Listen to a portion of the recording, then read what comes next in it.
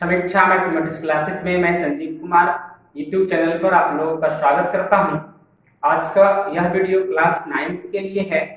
इसके पहले वाले वीडियो में हम हीरोन्स फार्मूला के ऊपर बहुत सारे प्रश्न बताए थे। उम्मीद करते हैं कि आप उस वीडियो को देखने के बाद प्रैक्टिस ज्यादा कर लिए होंगे। तो अब हीरोन्स फार्मूला से चतुर्भुज का क्षेत्रफल हम किस प्रकार निकालेंगे। तो आइए, टॉपिक है चतुर्भुजों का क्षेत्रफल। अब चतुर्भुज जब आ गया तो इसमें चतुर्भुज तो आयत भी उसमें होंगे, समांतर चतुर्भुज है, समलंब चतुर्भुज है, समचतुर्भुज है। तो सभी का क्षेत्रफल हम बारी बारी से देखेंगे।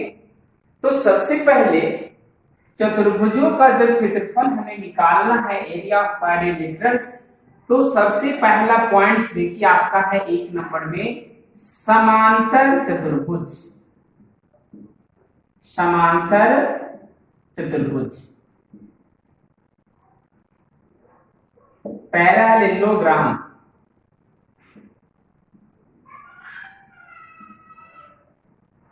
दूसरा है समचतुर्भुज, रोम्बस।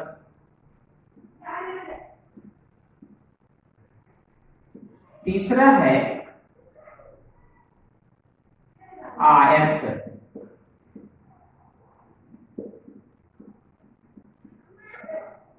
रेक्टेंगल। चौथा में वर्ग, स्क्वायर। पांचवा आ जाइए समलंब चतुर्भुज।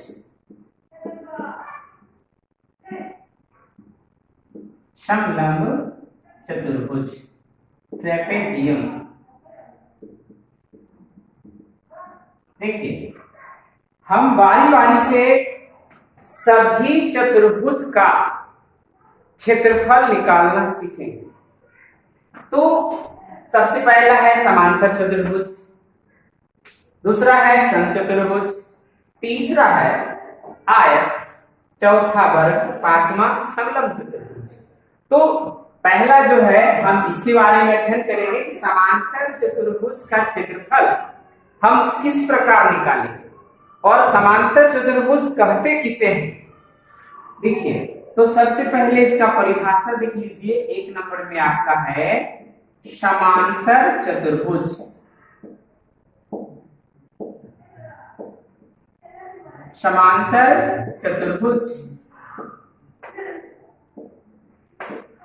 पैरेललोग्राम। समांतर चतुर्भुज वह चतुर्भुज है जिसके आमने सामने की भुजाएं समांतर और बराबर होती है। समांतर चतुर्भुज वह चतुर्भुज है जिसके आमने सामने की भुजाएं समांतर और बराबर होती है। लिखेंगे वह चतुर्भुज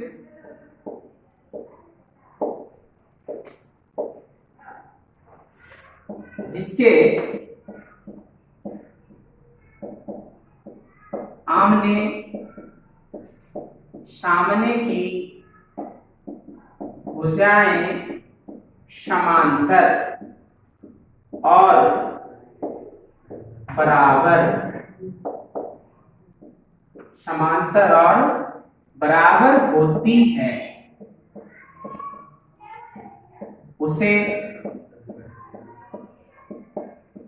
समांतर चतुर्भुज कहते हैं।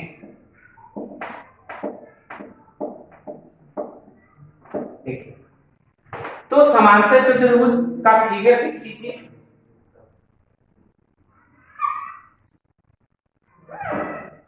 ए B C D, A B C D एक समांतर चतुर्भुज है। परिभाषा के अनुसार वह चतुर्भुज जिसके आमने सामने की भुजाएं समांतर होना चाहिए। ये बीसी समांतर इसका होगा और ए बी समांतर इसका होगा। ए बी समांतर बीसी और बीसी समांतर ए बी है और बराबर भी है। तो ऐसे चतुर्भुज को हम कहेंगे समांतर चतुर्भुज। अब इसके गुणधर्म क्या है? समांतर चतुर्भुज का गुणधर्म, क्या प्रॉपर्टीज है, आप इसके गुणधर्म को देखिए। सबसे पहला पॉइंट है परिभाषा के अनुसार कि इसके आमने सामने की भुजाएं समान लंबाई की होती है। लिखेंगे इसके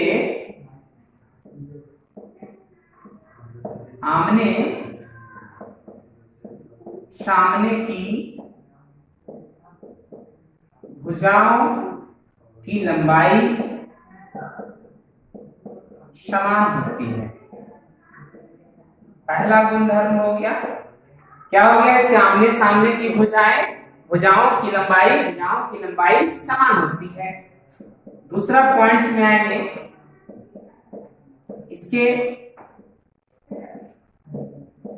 आमने सामने की भुजाएं समांतर होती है, समांतर होती है। तीसरा गुणधर्म है, देखिए ये आपको हम इसलिए बता रहे हैं कि जब हम एक्सरसाइज में इसके ऊपर प्रश्न पढ़ेंगे तो पहले इसका गुणधर्म आपको पता होना चाहिए कि समांतर चतुर्भुज में क्या क्या कंडीशन हो सकता है, क्या क्या इसके गुण हैं, तो हिसाब बनाने में आपको सहूलियत होगा। तो इसके आमने सामने की भुजाएं समांतर होती है। देखिए इसके सम्मुख कोण ए के सामने सी है और बी के सामने डी है, ये भी समान लंबाई की होती है। लिखेंगे कि इसके सम्मुख कोण समान होते हैं। चौथा पॉइंट में आ जाइए कि इसके एक ही ओर के दो अंतः कोणों का योगफल 180 डिग्री होता है। इसके एक ही ओर का अर्थ है कि कोण ए प्लस कोण डी इक्वल टू 180 डिग्री, कोण ए प्लस कोण बी दोनों कोण मिला करके ये भी 180 डिग्री होगा। नेक्स्ट पॉइंट है इसके विकर्ण एक दूसरे को समद्विभाजित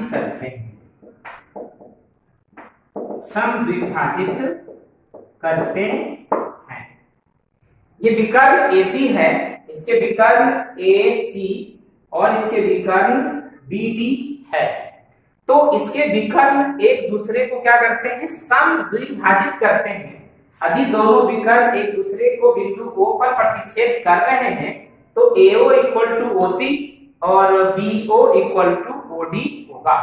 तो इसके विकर्ण क्या करते हैं, बहुत अच्छा इंपॉर्टेंट पॉइंट है कि इसके विकर्ण एक दूसरे को समद्विभाजित करते हैं। इसके एक ही ओर के दो अंतःकोणों का योग 180 डिग्री होता है। इसके सम्मुख कोण समान होते हैं, बहुत ही इंपॉर्टेंट पॉइंट है।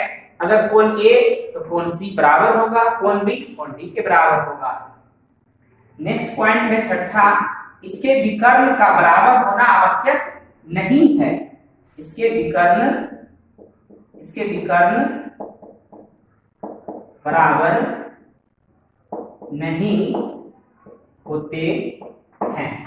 तो इतना पॉइंट्स है सिर्फ समांतर चतुर्भुज में।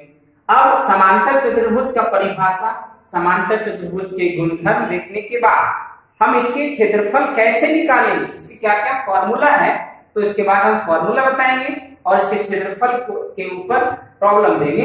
तो समांतर चतुर्भुज का परिभाषा याद कर लेना है। इसके गुणधर्म बहुत ही इंपॉर्टेंट पॉइंट हम आपको बताएंगे। परीक्षा के दृष्टिकोण से ये पॉइंट्स बहुत ही इंपॉर्टेंट है और शॉर्ट ऑब्जेक्टिव बनाने में भी आपको ये ज्यादा मदद मिलेगा इससे। तो अब इसके क्षेत्रफल क्या क्या है, तो देखिए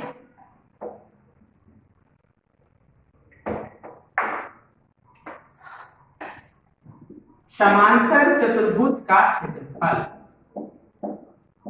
समांतर चतुर्भुज का क्षेत्रफल फॉर्मूला होता है आधार गुने ऊंचाई, आधार गुने ऊंचाई। समांतर चतुर्भुज का क्षेत्रफल होगा आधार गुने ऊंचाई। देख लीजिए, ये आपका समांतर चतुर्भुज है, पैरेललोग्राम है ए बी सी डी। ये इसका आधार बीसी है, ये आधार है, आधार बीसी है, और ये इसकी ऊंचाई है या शीर्षलंब भी हम कह सकते हैं, भी नाम देते हैं यहाँ पे। तो ये इसकी ऊंचाई, ऊंचाई नाम देना है तो ऊंचाई कीजिए, या इसको शीर्षलंब भी कहेंगे। तो समांतर चतुर्भुज का अगर क्षेत्रफल निकालना हो तो फॉर्मूला यूज करेंगे आधार गुने ऊंचाई या आधार गुने शीर्षलंब। उससे मेरा क्या होगा कि समांतर चतुर्भुज का क्षेत्रफल आ जाएगा। देखिए सेकेंड पॉइंट, समांतर चतुर्भुज की परिमिति। समांतर चतुर्भुज की परिमिति, अगर हमें समांतर चतुर्भुज की परिमिति निकालना है, परिमिति मींस क्या, किनारे किनारे भुजाओं का योग, तो हम इसे लिखेंगे कि समांतर चतुर्भुज की जब परिमिति निकालना हो तो 2 गुने संलग्न भुजाओं का योग।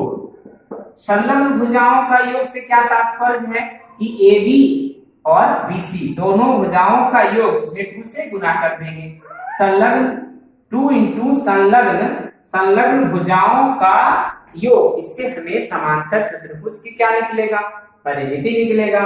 और एक बात, सेकंड पॉइंट जो हम बताएंगे, कभी कभी देखिए आधार दिया हुआ, ऊंचाई दिया हुआ तो लगा दिए। अगर मान लीजिए ये मेरा समांतर चतुर्भुज है ABCD और इसकी ये भुजा दिया हुआ है और इसके विकर्ण दिया हुआ है, तो इस समांतर चतुर्भुज का क्षेत्रफल हम कैसे निकालेंगे? या समांतर किसी भी प्रकार का अगर चतुर्भुज हो तो भुजा की लंबाई अगर आपको मालूम हो, भुजा की लंबाई अगर आपको मालूम है तो क्या करेंगे, हीरोन्स फॉर्मूला पे इस त्रिभुज का पहले क्षेत्रफल निकालेंगे जो आप पढ़ चुके हैं। इस त्रिभुज का भी क्षेत्रफल निकालेंगे और दोनों को अगर जोड़ देंगे तो ये मेरा समांतर चतुर्भुज का क्षेत्रफल आएगा जब इसकी आसन्न भुजा दिया हुआ है। तो आप यहां से तीसरे में जब समांतर चतुर्भुज का क्षेत्रफल निकालेंगे तो आप लिखेंगे समांतर चतुर्भुज का क्षेत्रफल बराबर त्रिभुज एबीसी का क्षेत्रफल प्लस त्रिभुज एसीडी का क्षेत्रफल।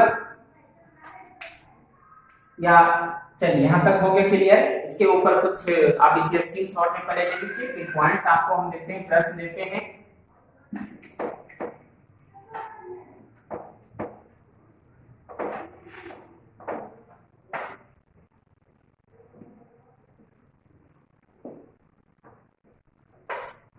देखिए पहला प्रश्न है कि यदि समांतर चतुर्भुज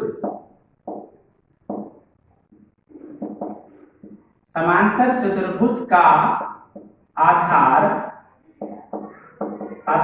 15 सेमी और शीर्षलंब 12 सेमी है तो इसका क्षेत्रफल निकालें।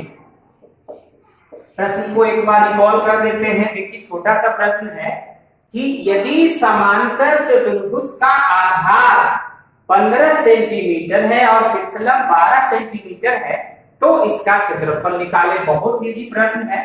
तो मेंसुरेशन में जब भी आपको क्षेत्रफल किसी का निकालना हो तो प्रयास करना है कि एक छोटा सा फिगर पहले बढ़िया से बना लें ताकि प्रश्न को समझने में आसानी होगा। देखिए प्रश्न को, एक समांतर चतुर्भुज है, नाम दीजिए ए बी सी और डी। इसका ये आधार है, ये 15 सेंटीमीटर दिया हुआ है और इसकी ये ऊंचाई दिया गया है, ऊंचाई दिया गया है 12 सेंटीमीटर। बेस आपका दिया गया, आधार दिया गया 15 cm। इसका जो हाइट है, जो ऊंचाई है वो 12 सेंटीमीटर है। आपसे पूछ रहा है इसका क्षेत्रफल। इसका क्षेत्रफल मीन्स किसका क्षेत्रफल, तो समांतर चतुर्भुज का क्षेत्रफल। याद करिए, आपको बताए थे कि समांतर चतुर्भुज का क्षेत्रफल इक्वल टू आधार गुणे ऊंचाई। आधार कितना है, तो 15 है, ऊंचाई कितना है, 12 है, मल्टीप्लाई कर दीजिए 180 सेंटीमीटर स्क्वायर। देखिए क्षेत्रफल जब भी निकालेंगे, यहाँ सेंटीमीटर है तो सेंटीमीटर स्क्वायर लिखेंगे या वर्ग सेंटीमीटर, इसके मात्रक को लिखेंगे। तो ये निकल गया समांतर चतुर्भुज का क्षेत्रफल। तो आप इस प्रश्न को समझ गए होंगे। इस टाइप का यदि और प्रश्न होगा तो आप अपने बुक से बना लेंगे। नेक्स्ट क्वेश्चन देखिए कि बता है सेकेंड।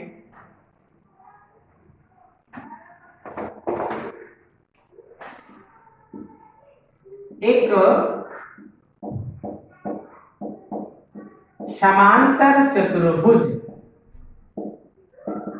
की आसन्न भुजाएं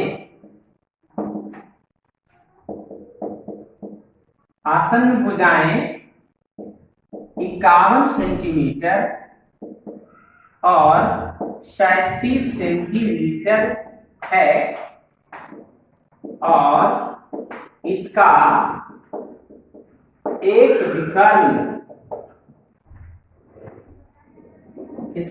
विकर्ण 20 सेंटीमीटर है, तो इसका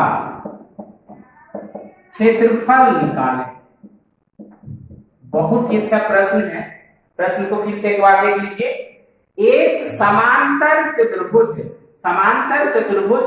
की आसन्न भुजाएं 51 सेंटीमीटर और 37 सेंटीमीटर है, इसका एक विकर्ण 20 सेंटीमीटर है, तो इसका क्षेत्रफल निकालें। किसका क्षेत्रफल, तो समांतर चतुर्भुज का क्षेत्रफल निकालना है।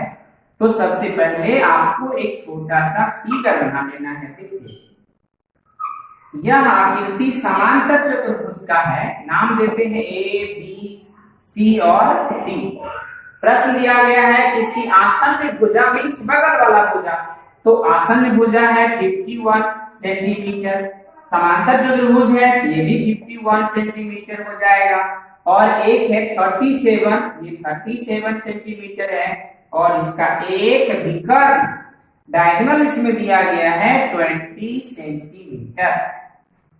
ये 37 है, ये भी 37 सेंटीमीटर हो जाएगा। हमें इस समांतर चतुर्भुज का क्षेत्रफल ज्ञात करना है। बिल्कुल आसान है, हम आपको पहले ही बता चुके हैं कि अगर चतुर्भुज का क्षेत्रफल निकालना हो तो पहले विकर्ण को आप मिला देंगे और दोनों त्रिभुज का क्षेत्रफल हीरोन्स फॉर्मूला पे आप निकाल लीजिए और उसको जोड़ दीजिए, तो ये समांतर चतुर्भुज का होगा। या इसके जैसा अगर और कोई चतुर्भुज है तो उसका भी क्षेत्रफल हम निकाल सकते हैं।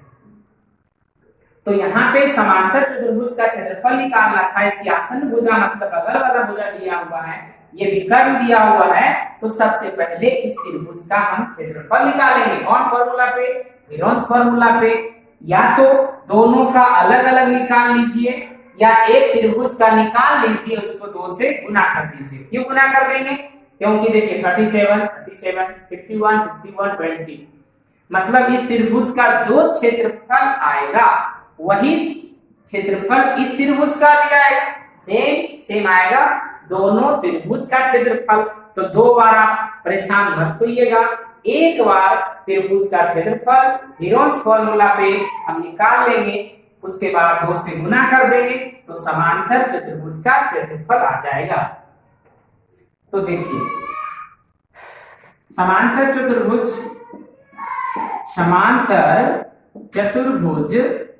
ए बी सी डी की आसन्न भुजा 51 सेंटीमीटर और 37 सेंटीमीटर है। इसका एक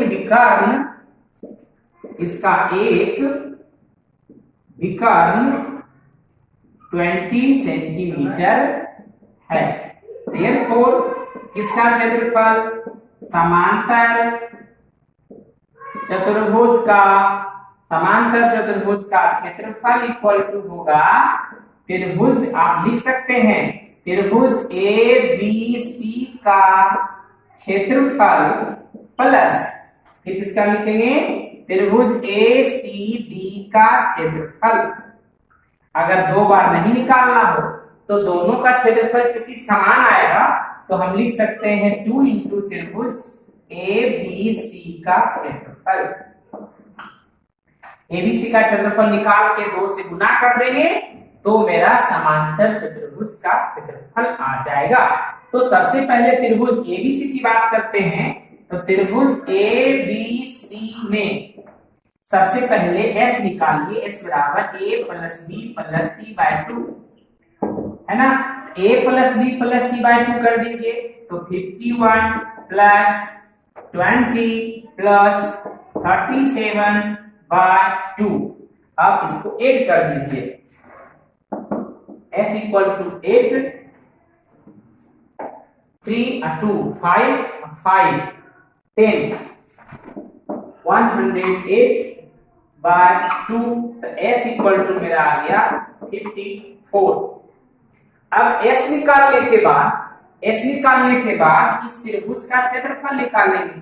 त्रिभुज एबीसी का क्षेत्रफल कौन सा फॉर्मूला यूज होगा? आप जान रहे हैं, हम हीरोन्स फॉर्मूला लगाएंगे, under root s into s minus a into s minus b into s minus c use करेंगे फॉर्मूला। और चूंकि s आपका मालूम है, ध्यान दीजिए s आपका मालूम है 54, तो 54 माइनस 51, 54 माइनस 20, अब 54 माइनस 37। ध्यान दीजिए, सबसे पहले s का मान में आया 54 माइनस 51, 54 माइनस 20, अब 54 माइनस 30। ये तो आपका s का मान बैठा दिए, a का मान बैठा दिए, b और c का बैठा दिए। अब यहां से माइनस करेंगे, अंडर रूट 54 इंटू 54 में 51 को माइनस कीजिए, 3 आएगा। 54 में 20 को आप माइनस किए, 34 आएगा। और 54 में 37 को माइनस किए तो 17 आएगा। अब देखिए, इसका सबका गुणनफल निकाल करके आप उसका वर्गमूल निकाल लीजिए, या सुविधा के लिए अंदर वालों का फैक्टराइजेशन कर दीजिए। जैसे 54 है तो 2 इंटू 3 इंटू 3 इंटू 3, 3 तो खुद है। 34 को करेंगे तो 2 इंटू 70 इंटू 70। तो यहां से क्या करेंगे ना, कुछ नहीं है, यहाँ पे 2 है, वर्गमूल निकालेंगे तो सबसे पहले जोड़ा लगाएंगे। तो 2 यहाँ अंदर में 2 बार आया है तो 1 बाहर हो जाएगा। 3 कितना टाइम्स आया है तो 1 2 3 4 है, तो यहां से 2 जोड़ा बाहर आ जाएगा, 3 इंटू 3। 17 यहाँ जोड़ा लगा दीजिए, है ना? तो एक 17 आपका बाहर आ गया। अब इसका मल्टीप्लाई कर लीजिए, है ना? देखिए 2 इंटू 3 6, है ना? 6 इंटू 3 18, 18 इंटू 17 करेंगे, 18 इंटू 17 करेंगे तो 306 आ जाएगा। ये आया इसका क्षेत्रफल सेंटीमीटर स्क्वायर, 306 सेंटीमीटर स्क्वायर क्षेत्रफल आया इस त्रिभुज का एबीसी का। फिर एसीबी का हम निकालेंगे, उसका भी क्षेत्रफल सेम उतना ही आएगा, क्योंकि साइड भी तो आपका सेम है तो एरिया भी सेम होगा। अब आपको निकालना है समांतर चतुर्भुज, समांतर चतुर्भुज ए बी सी डी का क्षेत्रफल इक्वल टू 2 इंटू त्रिभुज ए बी सी का क्षेत्रफल। हम आपको बताए हुए हैं, है ना? देखिए यहाँ पे लिखा है ना 2 इंटू त्रिभुज एबीसी का क्षेत्रफल। अब एबीसी का क्षेत्रफल है 306 है, मल्टीप्लाई कर दीजिए। मल्टीप्लाई करने के बाद कितना आ जाएगा? 6 2 12 आ जाएगा, है ना? 3 2 6 आ जाएगा centimetre square. 612 centimetre square area आया, ये मेरा समांतर चतुर्भुज का क्षेत्रफल। तो एक बात तो स्पष्ट हो गया कि अगर साइड मालूम है, अपोजिट साइड अगर आसन भुजा मालूम है, अपोजिट साइड मालूम है, पैरेललोग्राम का एक विकर्ण आपका अगर मालूम है, तो आप दो त्रिभुज में इसको बांट दीजिए चतुर्भुज को, और दोनों त्रिभुज का क्षेत्रफल निकाल के जोड़ दीजिए, समांतर चतुर्भुज का क्षेत्रफल आ जाएगा। आप इसे स्क्रीनशॉट में ले लीजिए।